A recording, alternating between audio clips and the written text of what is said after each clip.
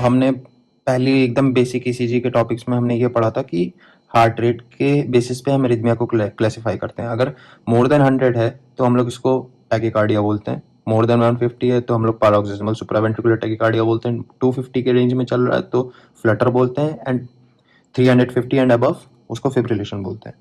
तो we fib को और वेंट्रिकुलर फ्लटर को हम लोग साथ में ही कंपेयर करके पढ़ेंगे। तो फ्लटर क्या होता है, जैसे हमने वो पढ़ा था एट्रियल फ्लटर, तो उसमें हमने सॉ टूथ अपीयरेंस पढ़े थे, तो इसमें भी हमें कुछ सॉ टूथ पैटर्न जैसा ही दिखता है। बस यही चीज आपको हर लीड में मिलती है।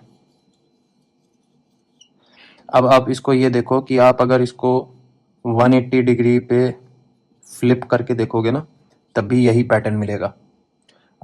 हर लीड में ऐसा फैशन अगर दिख रहा है आपको, और अगर आप पेपर ईसीजी के पेपर के स्ट्रिप को 180 डिग्री घुमा के देखोगे और तब भी यही पैटर्न मिल रहा है, तो उसको वेंट्रिकुलर फ्लटर बोलते हैं। वेंट्रिकुलर फिब्रिलेशन तो चला गया आपका मोर देन 350 पे, ठीक। तो उसके वेव्स, जो वेव पैटर्न बनता है वो बस अनड्यूली फ्लक्चुएशंस मिलते हैं फ्रॉम बेस लाइन। तो कुछ आपको ऐसा मिलेगा, ठीक।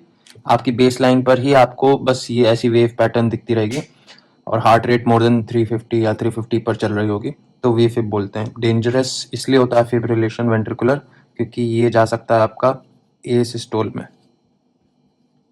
ए सिस्टोल का मतलब हुआ कि मैकेनिकली हार्ट पंप नहीं कर पाएगा और इलेक्ट्रिकल एक्टिविटी भी बेस लाइन के बराबर हो जाएगी, फ्लैट लाइन हो जाएगी, ठीक।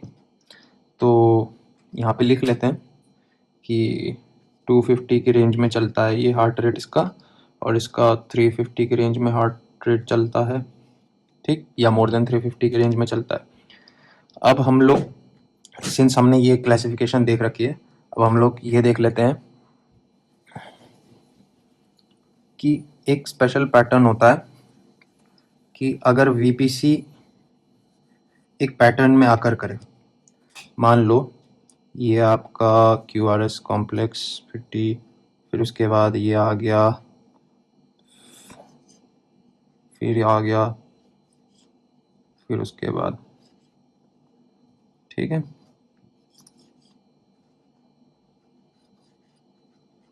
तो ध्यान दोगे ना अगर, तो एक नॉर्मल वेव आ रही है, फिर उसके बाद वीपीसी आ रही है, फिर नॉर्मल वेव आ रही है, फिर वीपीसी आ रही है, ठीक। तो इस तरह से फैशन चल रहा है। तो आप ये देखोगे तो ऐसा जो कंडीशन होता है ये तब होता है, हम लोग इसको डायजॉक्सिन टॉक्सिसिटी में हम लोग ये देख सकते हैं, ठीक है। डायजॉक्सिन एक ड्रग है, हार्ट फेलियर में दिया जाता है, उसको अलग से पढ़ेंगे। तो अगर ओवरडोज होता है तो बहुत नैरो थेरेपेटिक इंडेक्स होता है इस ड्रग का, डायजॉक्सिन का। तो कभी कभी ओवरडोज होने पे आपको हार्ट रेट में ऐसा फैशन दिख सकता है। इसी फैशन को हम लोग ये देख रहे हैं कि बार बार इसी पैटर्न को फॉलो कर रहा है, तो इसको हम लोग बोलते हैं वेंट्रिकुलर बाइजेमिनाई, ठीक। तो अगर मैं आपको एक चीज समझाने की कोशिश करूं कि अगर ये हार्ट है तो एट्रिया होता है और वेंट्रिकल्स होते हैं, ठीक। ध्यान देने वाली बात यह है कि हम लोग चाहे फ्लटर की बात करें, चाहे फिब्रिलेशन की बात करें, चाहे टैकीकार्डिया की बात करें, चाहे वो वेंट्रिकुलर हो चाहे एट्रिया हो, बेसिक पैथोलॉजी हमारा वही रहेगा, ट्रायड। ऑटोमेटिसिटी इंक्रीज हो गई है, या फिर ट्रिगर्ड ऑटोमेटिसिटी है, या फिर रीएंट्रेंट फिनोमेना चल रहा है।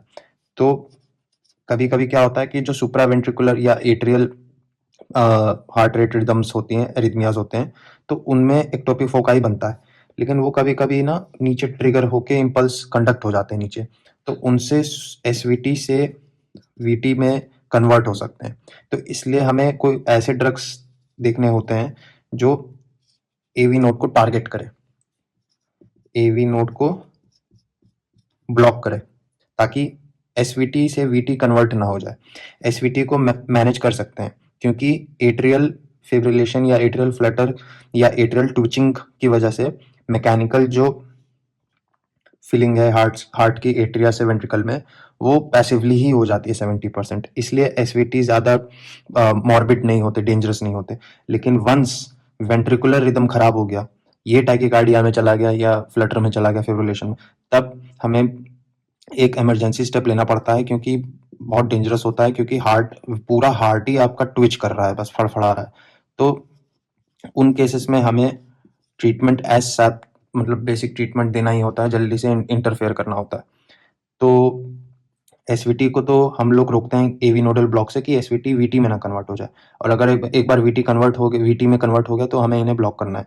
तो बेसिक कॉन्सेप्ट यही है कि एक्टोपिक फोकाई चाहे वेंट्रिकुलर मसल में क्रिएट हो गया हो या एट्रियल मसल में क्रिएट हो गया हो, एरिथमिया इस वजह से क्रिएट हो जाएगा।